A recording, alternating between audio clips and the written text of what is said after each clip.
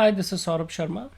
Now, I want to discuss something about COVID induced migration that led to the forced migration of many people who came from rural areas, from underdeveloped regions within the state, and the states with surplus labors uh, because of lesser economic opportunities present available to those people within their home state.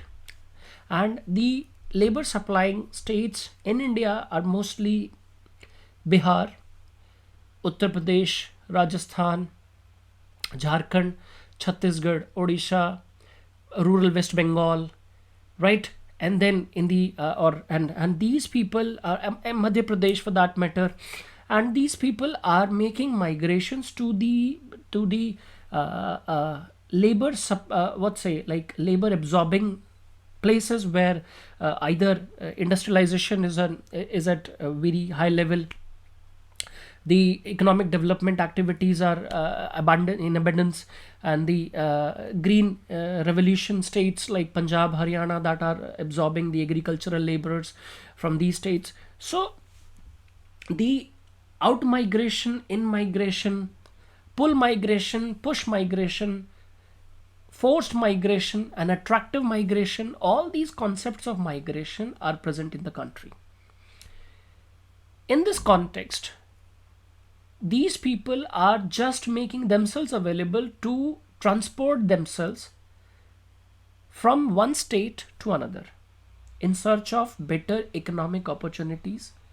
And I would not say economic opportunities, but I would say that for finding the activities that would help them to survive in India. Simple.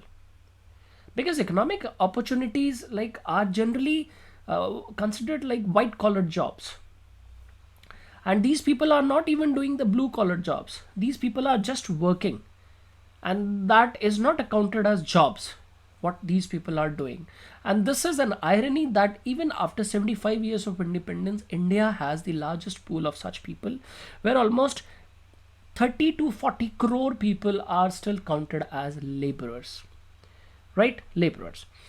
When these people find themselves settled in one or the another state, and suddenly everything is blocked, everything is shut down, everything is closed, no plying of vehicles on the road, the shop shutters are closed, all construction activities are put on halt, agriculture, the farmers are not allowed to go into the labor agricultural fields, the factories, industries, all production systems, entire supply chain is put on halt.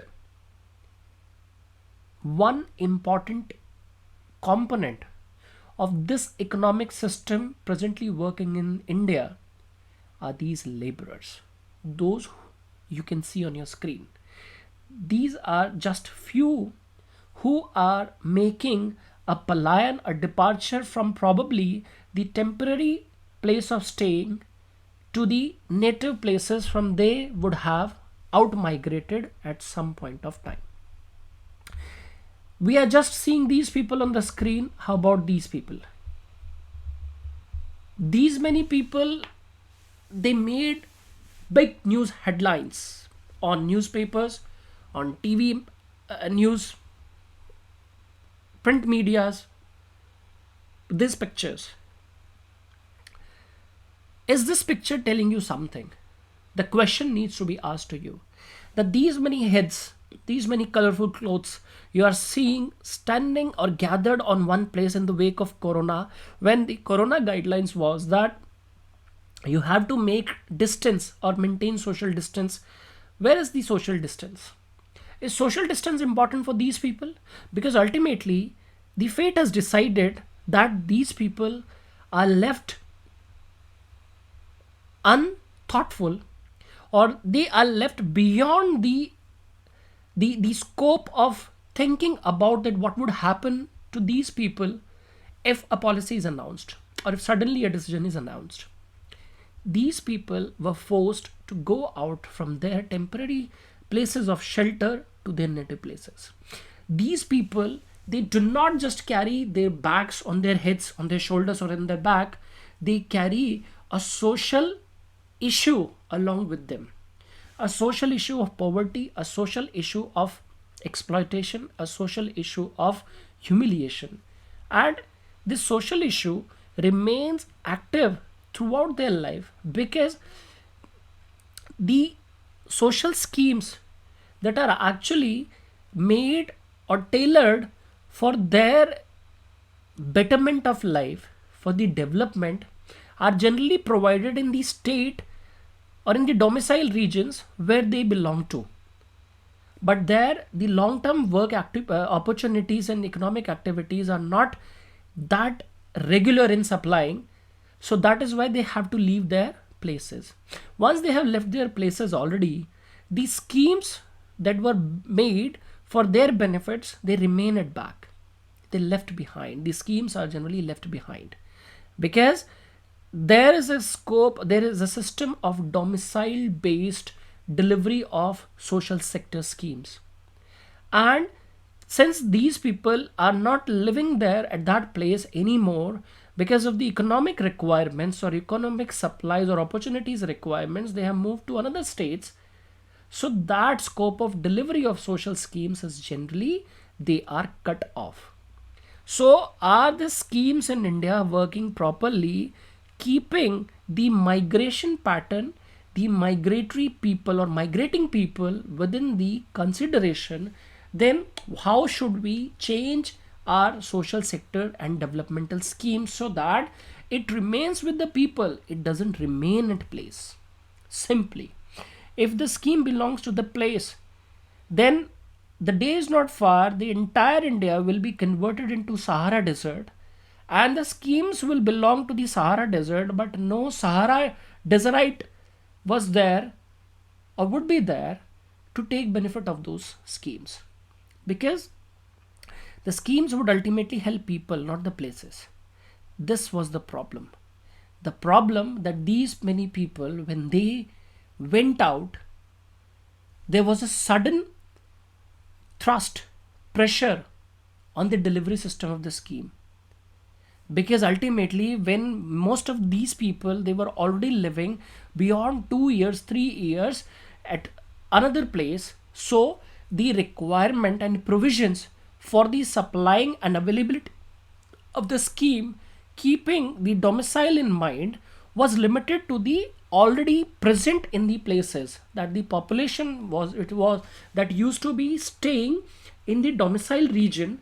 So the schemes were only catering to those, and hence the all factors of measurements and calculation about the volume and provisions of delivery of those schemes were made considering the volume of people or the number of people living at the domicile places, not those people, those who have already went out. They used to be domicile of one place, but they have moved out in search of employment.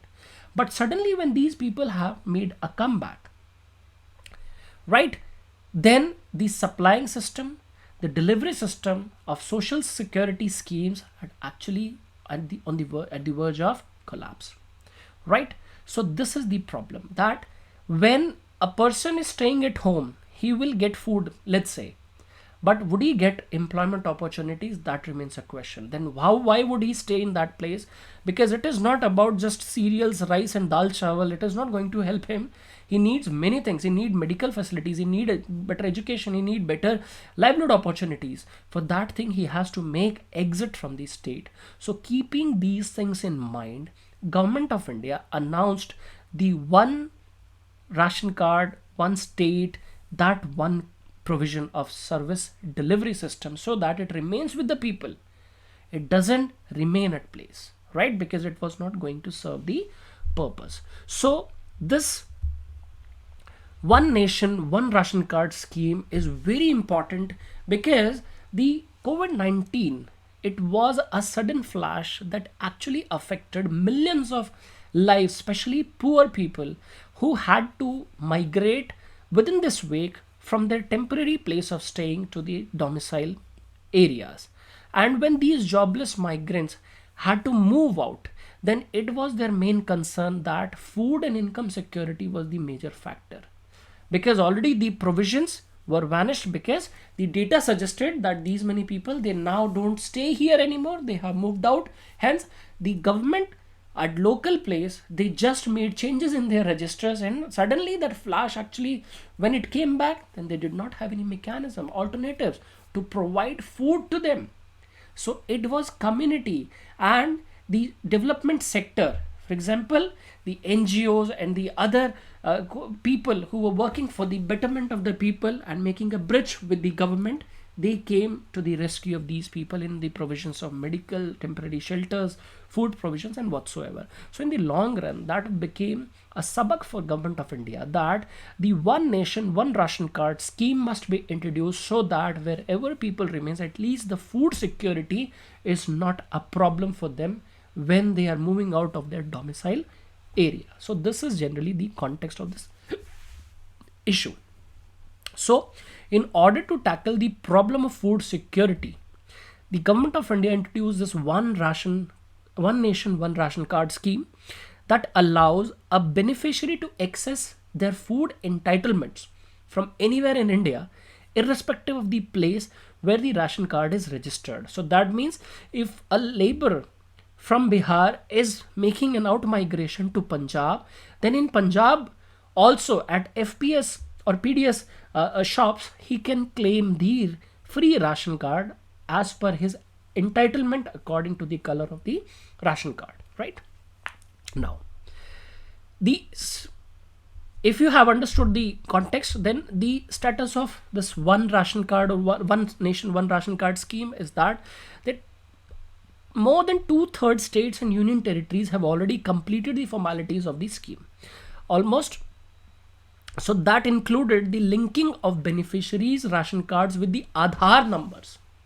The registration requires Aadhaar number, but the food collection or delivery of food services is not required the Aadhaar number, because it is already enabled with the Aadhaar. So Aadhaar plays an important role here. Aadhaar's numbers, while making the registration of linking the beneficiary with the scheme at national level and installing the data at point of sale machines in each FPS, right? Now, the full mobility of food subsidy under National Food Security Act 2013 relies on the digitization component of the PDS network, which has almost more than 5 lakh fair price shops in the country. So this is also an important aspect of the scheme, because once you have so many people now, and earlier they used to be restricted to the state boundaries, but now they will be demanding their rights anywhere in the country. So that means a vast network has to be developed, and that digitization network would be enable them, or would be enabling those people to take their claim, or to rightfully claim their the food supplies at more than 5 lakhs fair price shops in the country, right? Now, so here the Aadhaar authentication and validation of data through digitization is an important component, right? The integrated management of PDS portal records all purchases made under one nation, one ration card scheme. So this one nation, one ration card scheme, what benefits would it give to the beneficiaries? Number one is that the right to food will be enabled to all the individuals who are claiming food services under this scheme. So the ration card holders now can avail their entitlement of subsidized food grains under the National Food Security Act at any place, right? Even if if they are shifting to any other state or the union territory, they would need to apply for a new ration card earlier, but now this geographical movement hindrance is actually covered under this one nation, one ration card scheme. Hence, they would not have to move for this juggling, transferring of ration card or the migration based on their physical status. At least the food provisions are available for them. Hence, their right to food is ensured by this scheme. All right. Yes. Then this scheme is already supporting more than 37% of population that is of migrant laborers, right? So this scheme is important because these many people in large volumes, when they are moving from one place to another, then ultimately the provision is already there to their places of movement. So now they can freely make movements, which is also ensuring their right to free movement in the country. Because when food is not a problem, then movement will not be a problem. Otherwise, no one would like to go to Himalayas top peak where the Maggie shops will not be there, right? So this is just the provision. Now, this one nation, one ration card, it has reduced leakages, or it can reduce leakages, because the fundamental prerequisites of this scheme is deduplication, simply, right? This will ensure, because the same person does not figure as a beneficiary in two different locations of the country. Because we have the state data, which is actually simultaneously synchronized with the central data, and it will now claim that this person with this Aadhaar number has claimed food services at this place or that place. So this deduplication will be eradicated from this provision. Now, the scheme is linked with Aadhaar and biometrics. So this removes most possibilities of corruption, right? Because in the name of fake people, or like the dummy claimants, so the food leakages was there, and the food used to be sell in the open markets, right? Now, this social discrimination will not be an issue now, because it will be particularly beneficial for women and other disadvantaged groups. How? Because the social identity, caste, class, gender, and other contextual factors, including power relations, provide a strong backdrop in accessing PDS. So now if a person is claiming from one place to another, the caste and class, although class plays an important role because it is reflected in your way of life, but the caste does not play any role. It is just based on the back-end restoration of your data you gave at the time of registration in your state, and now in another place where you are just an unknown identity. So the issues of any social discrimination elements will not be there. Hence, the easy accessibility of the government services is ensured under this area. Now, talking about the fruitful talks about any issue does not exclude the associated challenges with all the good things. So like this is India, so all good things comes with challenges attached. So what are the challenges with this issue or with this context? The exclusion error. Exclusion error is the biggest challenge. How? The digitization of this PDS process, though it is Aadhaar linked, but the smart cards have been pushed in an effort to reduce leakages. There has been a rise of exclusion of Aadhaar seeding, because we have seen many incidents where even Aadhaar number was issued in the name of Lord Hanuman, even Barack Obama, Vladimir Putin. Is it possible? No. So that means the authentication of Aadhaar is itself an issue. By the time we do not get all these facts correct, or all these issues unleaked within the system, then only we can ensure the real identification of the people and real allocation of real Aadhaar and authenticated Aadhaar numbers to the people, right? So in this manner, that many people who do not have Aadhaar cards, or many people who have more than one Aadhaar card, this imparity will not be there, and this dichotomy can be reduced, and hence the deprivation for claiming the food security under this one nation, one ration card scheme would be an efficient one, right? Now, disrupting supplies at FPS or fair price shops. What happens is that the fair price shops are generally receiving the monthly quota based on the, or products based on the strict compliance of how many people are assigned to that shop.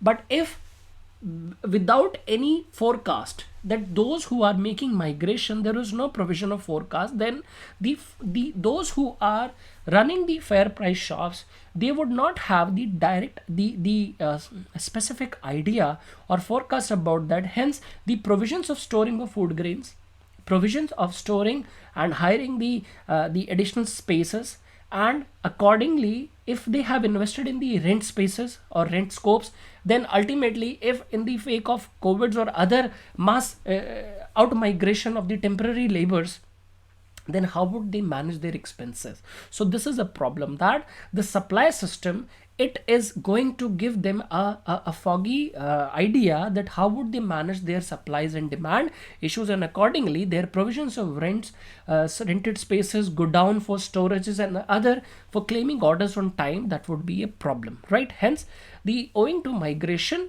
this data must also, there must be a scientific way forward so that there cannot be an issue. The other issue is that those who are working in, for example, bricklins factories or the other industrial factories, where the gloves, these people are not provided with the basic security facilities like glove gears, the security gears, then generally what happens that these people, their fingerprints are actually erased, because their upper or the second layer of skin is basically reduced over the time, and it is disabled, that their fingerprints are generally not recorded clearly by the biometric machines, and hence they are not authenticated. So this era of identification is also a problem, right? And sometimes their data is not carried out, so hence there is no real-time solution for their problems, right? Because it takes time, and these people have no access, or they have low awareness that their issue, so the provision must be that their issue must be sorted there at the fair price shop itself. Because if we are making them run here and there for that sort of like solution to their problems of not finding or matching their biometrics with the data scanning or thumb scanning or iris scanning whatsoever, while claiming the services in any manner, because there would be a way of authenticating the claimants. So in that manner, if their problem is not sorted at the fair price shop itself, then this objective of one nation one ration card scheme would find a vulnerability. Hence, people will not have great benefits within this context. So these are the issues that we have to look at this this topic within that paradigm. So if we talk about the solutions within this context, then the solution could be that alternatively available delivery centers could be there, because it is just not just fair price shops, because otherwise the burden will solely be on the fair price shops. So we have to make provisions of the alternate delivery channels, where we continue to hamper uptake at ration shops, right? So the alternative delivery channels can be considered for delivering food grains to vulnerable groups in the form of delivery camps through the mediums of schools, because when in the times of corona, we have to make these delivery centers in many ways. Otherwise the problem will be the crowd will be a problem, then social distancing will be a problem, then untimely or unforecasted pressure at one place of delivery will be a problem. Then definitely if the supplies is asked in heavy, and the storage facilities is not, or the storage situation or that condition is not supporting the ideal environment, or the like let's say refrigeration and temperature support, then the food grains will be actually like that will be rotten, that will be like wet, and it will not be helping the poor people, because that objective will be disturbed somewhere. Now, the nutritional security, food security should be seen from many perspectives.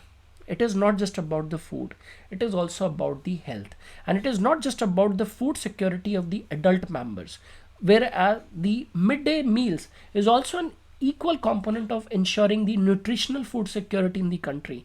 The healthcare provisions, integrated child development services, all these services, because of when a person is migrating from his native place, so if he's married and if he has children, so the children will also be there along with the wife. So then the integrated child development services component should also run simultaneously or parallelly along with the food security scheme, so that they are given timely immunization, they are given timely food support, they are given timely the midday meal provisions in the schools, because easily they must be admitted in the school. So then only this web of social security developmental schemes, wherever the person is making migration, they are actually walking along with them, and they are not leaving behind at their places, and just one component in the name of food security is given to them. Otherwise he's spending his hard-earned money in the provisions of immunization, where injections are costing very high, because we know the local health infrastructure in almost all the countries.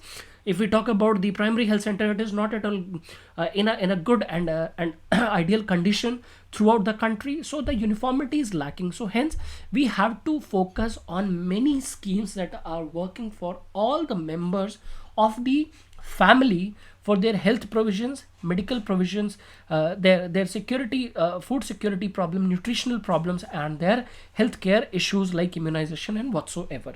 Now, replacing PDS with food coupons is also a good idea, because if the person is given food coupons authorities, then he can get the food coupons exchanged in for the food provisions at many places in the country.